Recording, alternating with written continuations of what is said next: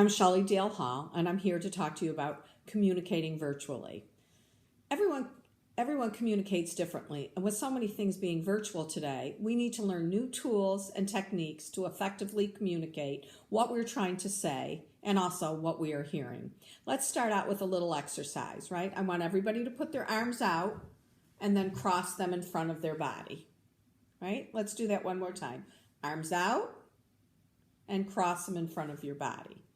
Now that was pretty easy, right? And if you noticed, you always did it the same way. You crossed your arms the same way. Let's do it different. Let's put our arms out and now cross them the other way, right? Did you have to think about it? Is it difficult? Were you able to do it? Did you have to cross it the way you normally do and then uncross to do it? Right? This is a perfect example of the way we communicate. We have habits and preferences that help us go through our days with ease. When we change, we have to learn new ways to achieve our goals. It takes more effort to do things differently and may even feel strange at first. For example, when you're walking up a stair, normally you'll put either your right or your left foot forward. And that's typically how you always walk up the steps. Try doing it the opposite way. It'll take some practice, but you'll be able to do it once you practice and over time have a chance to learn it. So what are some of the challenges we have of being virtual? Sometimes it's hard to understand people when we're on a virtual call, right? There's background noise, there's computer freeze, there are sometimes people in the background, sometimes people are doing other things in another room and we can hear that. So how can we alleviate that? First of all, we could use earbuds, right? So that what we're hearing, we can be on silent except when we're talking. Or also we can even go into a quiet place in a quiet room so that we can pay fully attention what's being said and what's being done. Another problem that we're seeing in a challenge is the body language. We're missing that, right? We can't see what people are doing. We can't read their body language. Normally when you meet someone in person and you're talking to them, you make eye-to-eye contact, right? So that you know they're looking at you, you're looking at them. But when you're on a video, sometimes we're looking up and talking, sometimes we're looking to the side, sometimes people are even looking down when we're talking to them. Or there's so many people on the video that we can't see what everybody's doing and we don't know which person is talking, right? So take some time, make sure your video's on, and try to follow who's talking and what they're saying. Also, one of the other challenges is people have shorter answers. They're shy, they don't want to be on a video, they don't want to be heard. So what can you do if you're like that? Maybe write your answers down so when it's your turn to answer, you'll have it in front of you and you won't feel uncomfortable talking and having other people listening to you. Establishing trust is also a challenge virtually, right? Maybe you've never met these people in person before, so you don't know them, you don't know anything about them.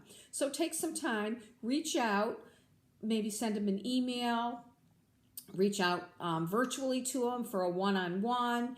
You can even write a letter, a phone call, so that you can establish trust and build a relationship with someone you don't know. Again, contact with others is difficult, right? We can't shake hands virtually and feel human touch. We can't hug our friends and put our arm around each other or even just give a little tap on the shoulder. But you can still do it virtually and do it and connect right? There you go. We just did a fist bump. Also, lack of guidance is also another challenge that people have. Perhaps directions are being given and you're writing them down and your pen runs out of ink and then you have to run out of the room to get a new pen. So what can you do? Come prepared to work, come prepared to listen, right? It will make a difference in how you are able to learn the things that you need to learn. We have to make virtual communication more interpersonal, more human. Change is really hard, but continuity helps. Look and challenge yourself to learn new ways to be present virtually. So just to recap, how can you be a better virtual communicator? Use your video, leave it on. Acknowledge the reality. We are in a virtual reality world right now, and we have to find ways to work with that. Ask questions to help people open up. Sometimes just saying how are you isn't good enough. You have to ask them something a little bit deeper, like what was the most challenging thing you did today? What was the most fun thing you did today?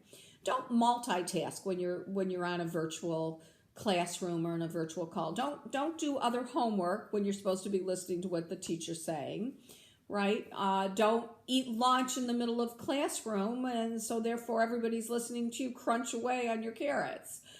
Embrace technology. Learn new things in the technical world so that you're able to navigate it freely and expertly, right? There's always new things that are coming up, so there's always new opportunities to learn them. Also, value everyone's time. Listen when other people are talking, right? You want to be heard when it's your turn, so pay attention when somebody else is talking. Respect each other, and most importantly, collaborate and work together. So I hope I've given you some tools and tips to navigate your communication in a virtual world today. Thank you.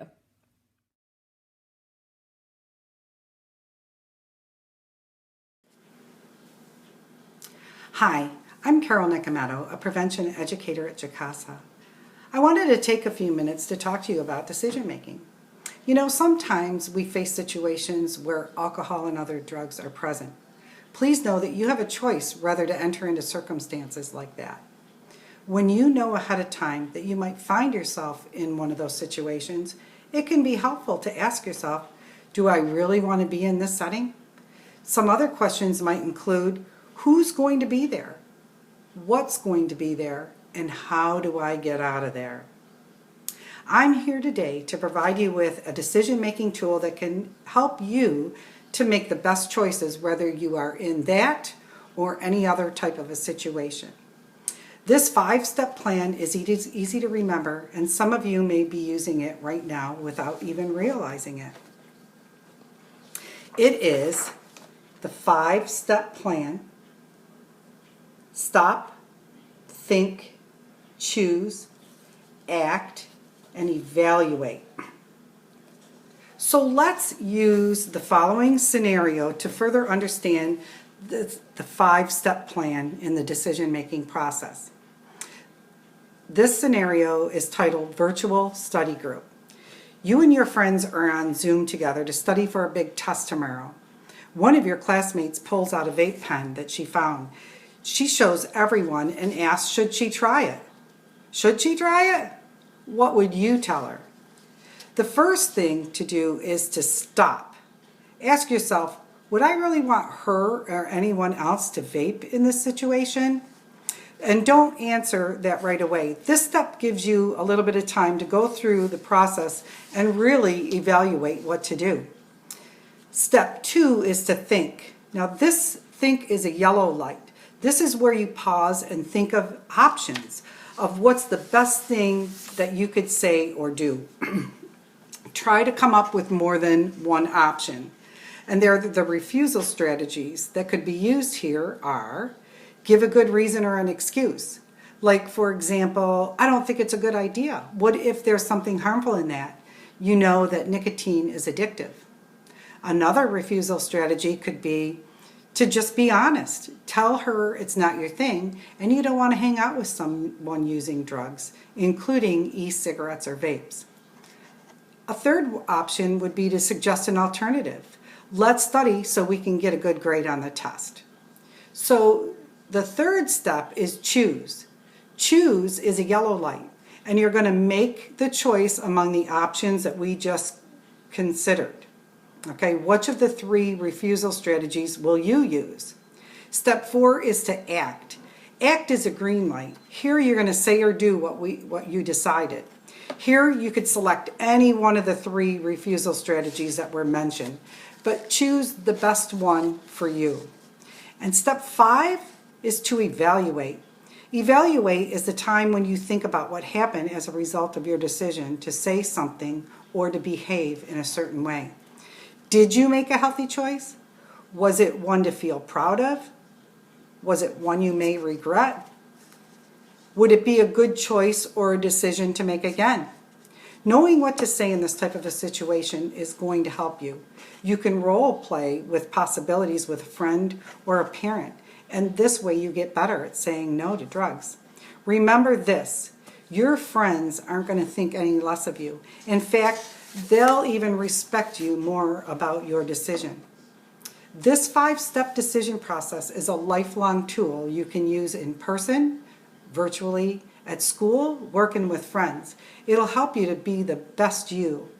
Please remember, if you or someone you know has an addiction, help is here. Seek out a GCASA Prevention educator located in your school for help. The meeting is totally confidential. Thank you.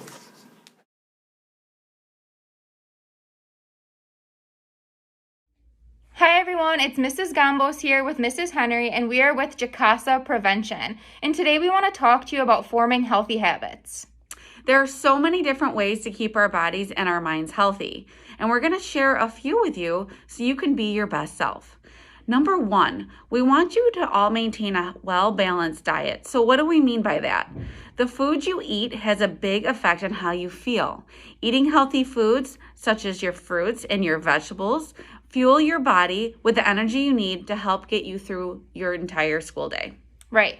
So when you eat processed foods like cookies and chips, for example, you may tend to feel more sluggish, and it might even affect your mood.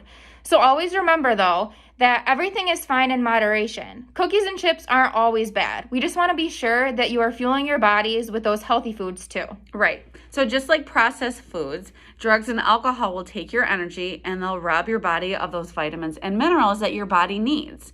The key to a fit and healthy body is lots of physical activity and staying away from drugs and alcohol. Right.